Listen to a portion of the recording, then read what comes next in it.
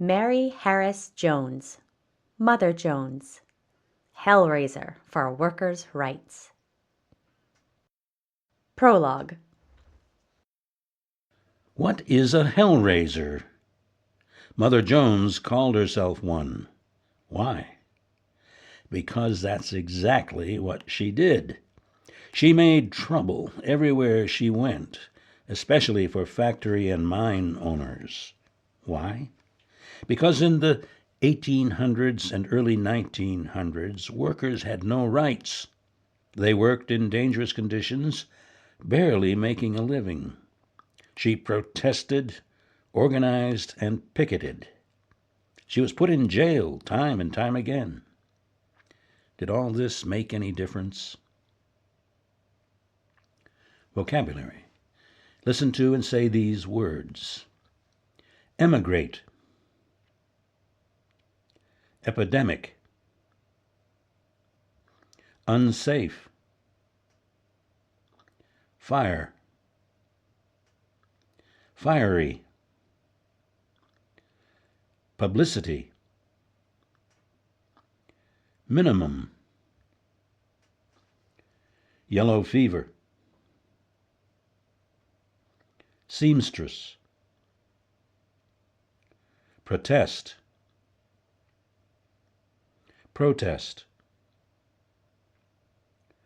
Outraged.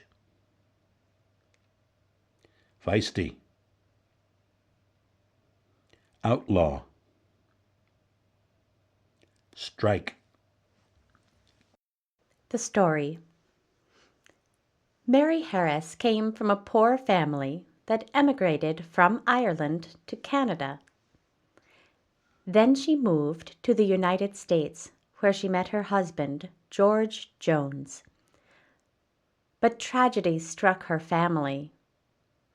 She lost her husband and 4 children during the yellow fever epidemic of 1867.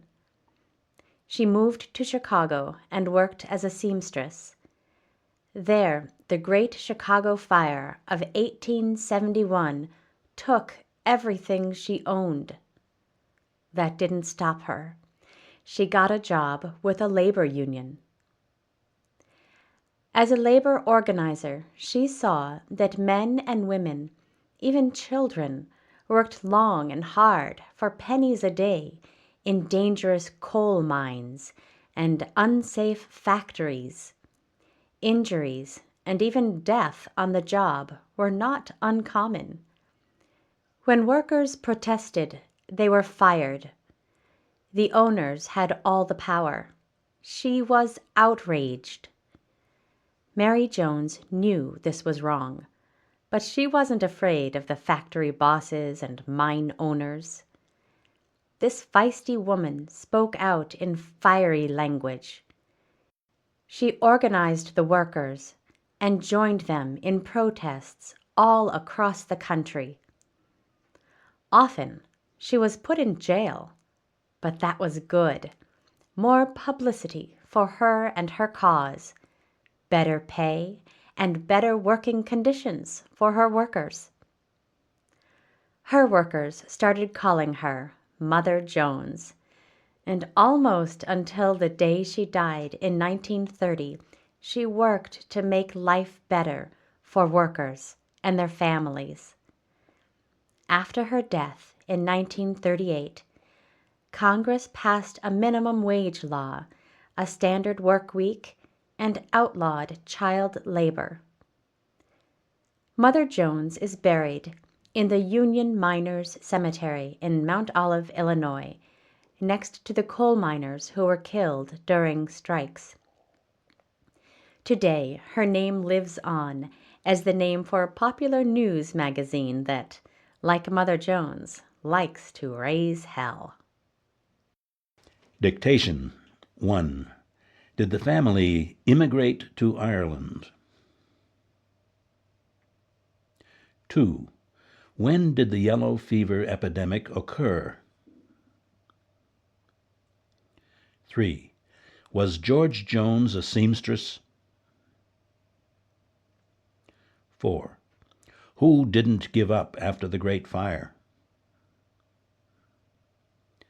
5. What kind of conditions existed in the factories? 6. Who protested, the workers or the owners? 7. Could the owners fire the workers if they protested? 8. How would you describe Mother Jones' speeches? 9. Why was being in jail good publicity for her cause? 10. When did Congress pass the minimum wage law? 11. Who outlawed child labor? 12. Where is she buried? Summing up. That poor woman.